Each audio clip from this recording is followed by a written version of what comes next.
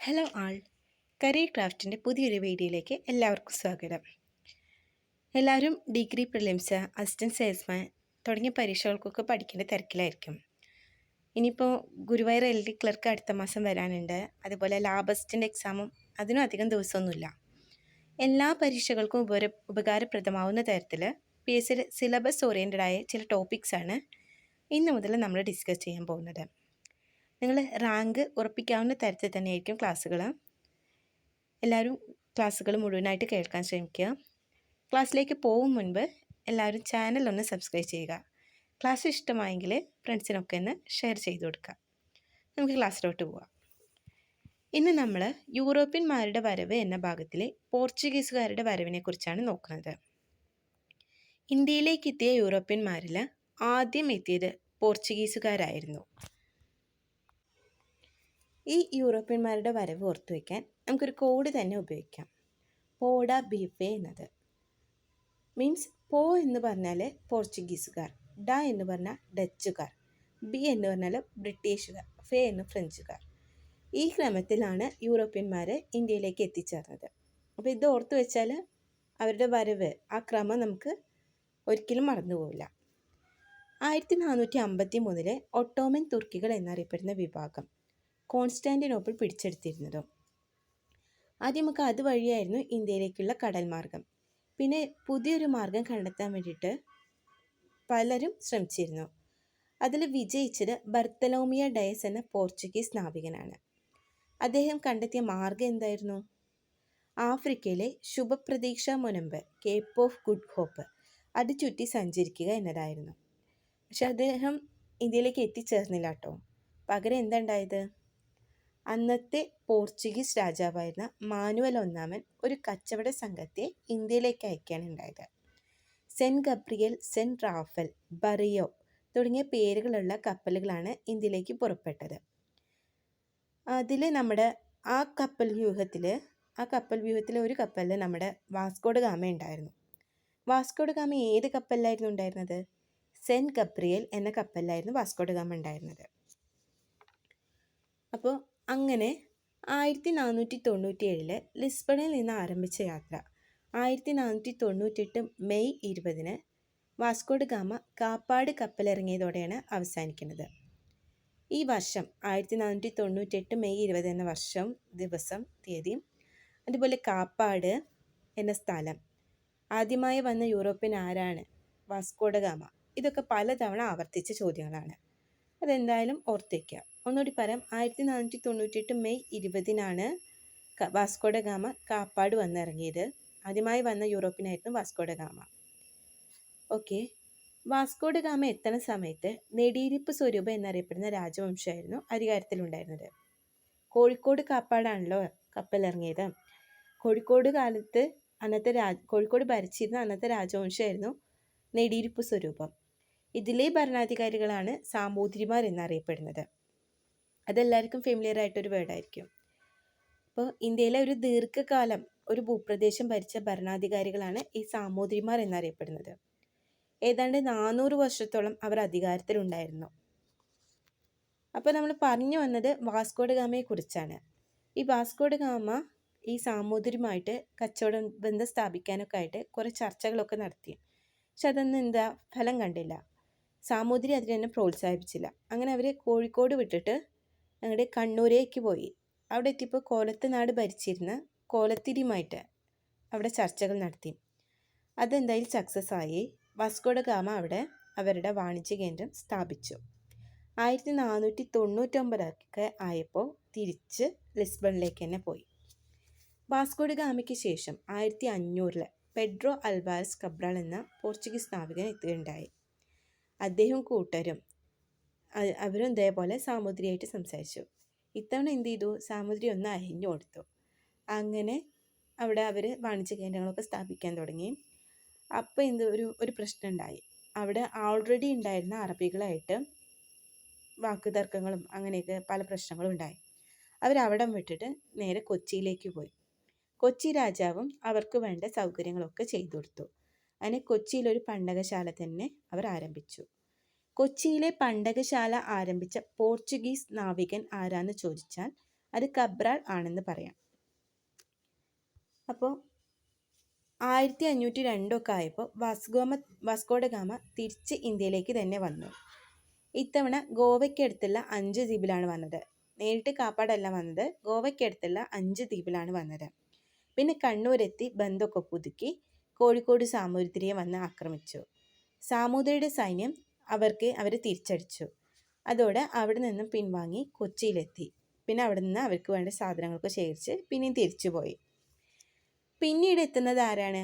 അൽബുക്കർക്കാണ് 1503. ഈ കോഴിക്കോട് സാമൂതിരിയും കൊച്ചി രാജാവ് വാസ്കോഡ ഗാമയ്ക്കൊക്കെ വേണ്ട സൗകര്യങ്ങളൊക്കെ ചെയ്തു കൊടുത്തല്ലോ. അപ്പോൾ അന്നത്തെ കാലത്ത് പവർഫുള്ളായിട്ടുള്ള ഒരു ഭരണാധികാരിയായിരുന്നു കോഴിക്കോട് സാമൂതിരി. അപ്പോൾ എന്ത് ചെയ്തു? ഈ കോഴിക്കോട് സാമൂതിരി ചെന്നിട്ട് കൊച്ചി രാജാവിനെ ആക്രമിച്ച്. അങ്ങനെ കൊച്ചി രാജാവിൻ്റെ അധീനതയിൽ ഉണ്ടായിട്ടുള്ള കുറേ പ്രദേശങ്ങൾ കോഴിക്കോട് സാമൂതിരി അദ്ദേഹത്തിൻ്റെ കീഴിലാക്കി. ഈ അൽബുക്കർക്ക് വന്ന സമയത്ത് ഈ പ്രശ്നങ്ങളൊക്കെ നടക്കുന്ന സമയമായിരുന്നു. അപ്പം എന്ത് ചെയ്തു? അൽബുക്കർക്ക് കൊച്ചി രാജാവുമായിട്ട് ചേർന്നിട്ട് സാമൂതിരിയെ ആക്രമിച്ച് ഈ പ്രദേശങ്ങളൊക്കെ തിരിച്ചു പിടിച്ചെടുത്തു. അപ്പോൾ ആ ഒരു സന്തോഷത്തിൽ കൊച്ചി രാജാവ് അവർക്കൊരു കോട്ട തന്നെ പണിതു കൊടുത്തു. അതാണ് മാനുവൽ കോട്ട. പള്ളിപ്പുറം കോട്ട, ആയക്കോട്ട, അഴീക്കോട്ട, കൊച്ചിൻ കോട്ട, വൈപ്പിൻ കോട്ട ഇങ്ങനെയൊക്കെ അറിയപ്പെടുന്നത് മാനുവൽ കോട്ടയാണ്. ഇതിൻ്റെ പ്രത്യേകത എന്താണെന്ന് വെച്ചാൽ ഇന്ത്യയിൽ യൂറോപ്യന്മാർ നിർമ്മിച്ച ആദ്യത്തെ കോട്ടയാണിത്. വളരെ ഇമ്പോർട്ടൻ്റ് ആയ ഒന്നാണ്. ഇന്ത്യയിൽ യൂറോപ്യന്മാർ നിർമ്മിച്ച ആദ്യത്തെ കോട്ടയാണ് മാനുവൽ കോട്ട എന്ന് പറയുന്നത്. അൽബുക്കർക്കാണ് നിർമ്മിച്ചത്, ഓർത്തേക്കുക. അപ്പോൾ പോർച്ചുഗീസുകാരുമായി വാണിജ്യ ബന്ധമൊക്കെ ശക്തമായി. അങ്ങനെ ഇരിക്കെ മാനുവൽ രാജാവ് ഒരു വൈസ്രോയെ കൂടി ഇന്ത്യയിലേക്ക് അയച്ചു. ആ വൈസ്രോയുടെ പേരെന്താ? Francisco de Almeida. 1505 കേട്ടോ. ഇന്ത്യയിലെ ആദ്യത്തെ പോർച്ചുഗീസ് വൈസ്രോയി എന്നറിയപ്പെടുന്നത് അൽമേഡയാണ്. അദ്ദേഹം നിർമ്മിച്ച കോട്ടയാണ് സെൻറ്റ് ആഞ്ചലോ കോട്ട. അത് എവിടെയാണ്? കണ്ണൂരിലാണ്. അൽമേഡയുടെ കാലത്ത് ചില പ്രധാനപ്പെട്ട കാര്യങ്ങളൊക്കെ ഉണ്ടായിരുന്നു. അത് എന്തൊക്കെയാണ്? അതിലൊന്നാണ് ബ്ലൂ വാട്ടർ പോളിസി, നീലജല നയം. എന്താ അത്? ഇന്ത്യ എന്ന് പറയുന്നത് 3 ഭാഗവും സമുദ്രത്താൽ ചുറ്റപ്പെട്ട പ്രദേശമാണ്. അപ്പോൾ ഇന്ത്യയിൽ വ്യാപാരം വളർത്തണമെങ്കിൽ സമുദ്ര മേധാവിത്വമാണ് സ്ഥാപിക്കേണ്ടത്. അതായത് ശക്തമായ നാവികപ്പടയെ വളർത്തിയെടുക്കുന്നത് മൂലം സമുദ്ര മേധാവിത്വം സ്ഥാപിച്ച് പോർച്ചുഗീസുകാർക്ക് വ്യാപാരം വളർത്തുക എന്ന നയമാണ് നീലജല നയം. ഒന്നുകൂടി, ശക്തമായ നാവികപ്പടയെ വളർത്തിയെടുക്കുന്നതിലൂടെ സമുദ്ര മേധാവിത്വം സ്ഥാപിച്ച് പോർച്ചുഗീസ് വ്യാപാരം വളർത്തുക. ഇതാണ് നീലജല നയം. ഇത് നടപ്പാക്കിയത് ആരാണ്? Francisco de Almeida. ആദ്യത്തെ വൈസ്രോയി ആയിരുന്നു ഫ്രാൻസിസ്കോ ഡി അൽമേഡ. ഇനി 1509 ആയപ്പോൾ അദ്ദേഹം വൈസ്രോയി സ്ഥാനം ഒഴിഞ്ഞ് തിരിച്ച് ലിസ്ബണിലേക്ക് പോയി. അതിനുശേഷം നമ്മുടെ ഇവിടെ ഉണ്ടായിരുന്ന അൽബുക്കർക്ക് രണ്ടാമത്തെ പോർച്ചുഗീസ് വൈസ്രോയി ആയിട്ട് നിയമിക്കപ്പെട്ടു 1509. ഈ അൽബുക്കർക്കിന് ഒരുപാട് പ്രത്യേകതകളുണ്ട് കേട്ടോ. എന്തൊക്കെയാണ് അത്? ഇന്ത്യയിൽ പോർച്ചുഗീസ് സാമ്രാജ്യത്തിൻ്റെ സ്ഥാപകൻ എന്നറിയപ്പെടുന്നത് അൽബുക്കർക്കാണ്. അതുപോലെ തന്നെ 1510 പോർച്ചുഗീസ് ആസ്ഥാനം കൊച്ചിയിൽ നിന്നും ഗോവയിലേക്ക് മാറ്റി. ഈ ഗോവ ബീജാപ്പൂർ സുൽത്താനിൽ നിന്നാണ് പോർച്ചുഗീസുകാർ പിടിച്ചെടുത്തത്. അത് ഓർത്ത് വയ്ക്കുക. ഒന്നുകൂടി പറയാം. ഇന്ത്യയിലെ പോർച്ചുഗീസ് സാമ്രാജ്യത്തിൻ്റെ സ്ഥാപകൻ എന്നറിയപ്പെടുന്നത് ആരാ? അൽബുക്കർക്ക്. അദ്ദേഹം എന്ത് ചെയ്തു? 1510 പോർച്ചുഗീസ് ആസ്ഥാനം കൊച്ചിയിൽ നിന്നും ഗോവയിലേക്ക് മാറ്റി. മറ്റൊരു പ്രധാനപ്പെട്ട കാര്യം മിശ്ര കോളനി വ്യവസ്ഥയെ പ്രോത്സാഹിപ്പിച്ചു എന്നതാണ്. അതായത് ഇന്ത്യക്കാരും അവരുടെ പോർച്ചുഗീസുകാരുടെ കീഴിലുള്ള ബാക്കിയുള്ള ആൾക്കാരൊക്കെ ആയിട്ട് വിവാഹത്തെ പ്രോത്സാഹിപ്പിച്ചു. അപ്പോൾ അതിലുണ്ടാകുന്ന കുട്ടികളും ഒക്കെ ആയിട്ട് ഒരു പോർച്ചുഗീസുകാരെ അനുകൂലിക്കുന്ന ഒരു ജനവിഭാഗം വളർത്തിയെടുക്കുക. അതായിരുന്നു ഈ മിശ്ര കോളനി വ്യവസ്ഥ എന്ന് പറയുന്നത്. അങ്ങനെ എന്ത് ചെയ്തു? ആദ്യം അവർ വാണിജ്യ കേന്ദ്രങ്ങൾ സ്ഥാപിക്കാനാണ് ശ്രമിച്ചത്. പിന്നെ എന്ത് ചെയ്തു? സാമ്രാജ്യത്വ വികസനത്തിന് കൂടി അവർ ശ്രമിച്ചു. അപ്പോൾ ഈ മിശ്ര കോളനി വ്യവസ്ഥയെ പ്രോത്സാഹിപ്പിച്ചാൽ സാമ്രാജ്യത്വ വികസനം കൂടി ഉണ്ടാവുമെന്ന് അവർ കണക്കുകൂട്ടി. അപ്പോൾ 1524 ആയപ്പോൾ നമ്മുടെ വാസ്കോഡ ഗാമ പോർച്ചുഗീസ് വൈസ്രോയി ആയിട്ട് ഇന്ത്യയിലേക്ക് തിരിച്ചെത്തി. 1524 ഡിസംബർ 24 ഇന്ത്യയിൽ വെച്ച് തന്നെ അദ്ദേഹം മരിക്കുകയുണ്ടായി. നമുക്ക് ഓർത്തു വയ്ക്കാൻ എളുപ്പത്തിന് വാസ്കോഡ ഗാമ ഒരു ക്രിസ്ത്യാനിയാണല്ലോ. അപ്പോൾ ക്രിസ്മസ് ഏത് ദിവസമാണ്? ഡിസംബർ 25-നാണ്. ഡിസംബർ 24-നാണ് അദ്ദേഹം മരിക്കുന്നത്. അപ്പോൾ ക്രിസ്മസിൻ്റെ തലേ ദിവസമാണ് അദ്ദേഹം മരിച്ചത്. അങ്ങനെ ചിന്തിച്ചാൽ മതി. 1524 ഡിസംബർ 24-നാണ് നമ്മുടെ വാസ്കോഡ ഗാമ അന്തരിക്കുന്നത്.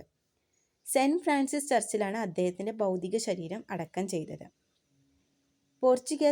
ഈ സെൻറ്റ് ഫ്രാൻസിസ് ചർച്ച് എന്ന് പറയുന്നത് പോർച്ചുഗീസുകാർ ഇന്ത്യയിൽ നിർമ്മിച്ച ആദ്യ പള്ളിയാണ് ഈ സെൻറ്റ് ഫ്രാൻസിസ് ചർച്ച് എന്നത്. അതൊരു പ്രത്യേക ശൈലിയിലാണ് നിർമ്മിച്ചിട്ടുള്ളത്. ആ ശൈലിയുടെ പേരാണ് ഗോതിക് ശൈലി. 16-ാം നൂറ്റാണ്ടിൽ പോർച്ചുഗീസുകാർ ഇന്ത്യയിൽ പരിചയപ്പെടുത്തിയ വാസ്തുവിദ്യാ ശൈലിയാണ് ഗോതിക് ശൈലി. അത് ഓർത്തു വയ്ക്കാം. 1539 ഒക്കെ ആയപ്പോൾ വാസ്കോഡ ഗാമയുടെ ഭൗതിക ശരീരം തിരികെ പോർച്ചുഗലിലേക്ക് കൊണ്ടുപോയി അവിടെയുള്ള ജെറോണിമസ് കത്തീഡ്രൽ പള്ളിയിൽ അടക്കം ചെയ്തു. വാസ്കോഡ ഗാമ എന്ന പേരിൽ ഒരു സ്ഥലം ഇന്ത്യയിലുണ്ട്. അതെവിടെയാണ്? ഗോവയിലാണ് ആ സ്ഥലം ഉള്ളത്. ഇനി നമുക്ക് ഇന്ത്യയിൽ കൂടുതൽ വാണിജ്യ കേന്ദ്രങ്ങളൊക്കെ സ്ഥാപിക്കാൻ പോർച്ചുഗീസുകാർക്ക് കഴിഞ്ഞിരുന്നില്ല. അതിൻ്റെ കാരണങ്ങൾ എന്തൊക്കെയാണെന്ന് നോക്കാം. എസ്സിയാട്ടിൽ അത് ഡയറക്റ്റായിട്ട് കൊടുത്തിട്ടുണ്ട്. അതൊന്ന് നോക്കി പറയാം. ഇന്ത്യയിൽ കൂടുതൽ വാണിജ്യ കേന്ദ്രങ്ങൾ സ്ഥാപിക്കാൻ പോർച്ചുഗീസുകാർക്ക് കഴിഞ്ഞില്ല. അതിൻ്റെ കാരണങ്ങൾ എന്തൊക്കെയാണെന്ന് നോക്കാം. മറ്റു യൂറോപ്യൻ ശക്തികളുമായി മത്സരിക്കാനുള്ള സാമ്പത്തികവും സൈനികവുമായ ശേഷി അവർക്കുണ്ടായിരുന്നില്ല. അതുപോലെ പ്രാദേശികമായ ചെറുത്തുനിൽപ്പുകൾ നേരിടേണ്ടി വന്നു. ഇതൊക്കെയായിരുന്നു അതിൻ്റെ കാരണങ്ങൾ. ഇത് SCERT ഫാക്റ്റാണ്. ഡയറക്റ്റായിട്ട് സ്റ്റേറ്റ്മെൻറ്റ് ക്വസ്റ്റ്യനൊക്കെ ആയിട്ട് ഇത് ചോദിക്കാറുണ്ട്. ഓർത്തു വയ്ക്കുക. മലബാർ തീരം കേന്ദ്രീകരിച്ച് പോർച്ചുഗീസുകാർക്കെതിരെ നടന്ന ചെറുത്തുനിൽപ്പുകൾക്ക് നേതൃത്വം കൊടുത്തത് കുഞ്ഞാലി മരക്കാർമാരായിരുന്നു. സാമൂതിരിയുടെ നാവിക പടയുടെ തലവന്മാരായിരുന്നു കുഞ്ഞാലി മരക്കാർമാർ. 1531 ഒക്കെ ആയപ്പോഴേക്കും കുഞ്ഞാലി മരക്കാർ പോർച്ചുഗീസുകാർക്കെതിരെ രംഗത്തിറങ്ങിയിരുന്നു. അതിനെ തുടർന്ന് പോർച്ചുഗീസുകാരുടെ ശക്തിയൊക്കെ കുറഞ്ഞു വന്നു. പിന്നെ ഡച്ചുകാരൊക്കെ വന്ന് ഇവിടെ ആധിപത്യമൊക്കെ സ്ഥാപിക്കാൻ തുടങ്ങി. അങ്ങനത്തെ അതേക്കുറിച്ചുള്ള കാര്യങ്ങളൊക്കെ നമുക്ക് അടുത്തൊരു ക്ലാസ്സിൽ പറയാം. അപ്പോൾ ഈ ക്ലാസ് ഇഷ്ടമായെങ്കിൽ ലൈക്ക് ചെയ്യുക, ഷെയർ ചെയ്യുക, ചാനൽ സബ്സ്ക്രൈബ് ചെയ്യുക. അടുത്ത ക്ലാസ്സിൽ കാണാം. Okay, thank you.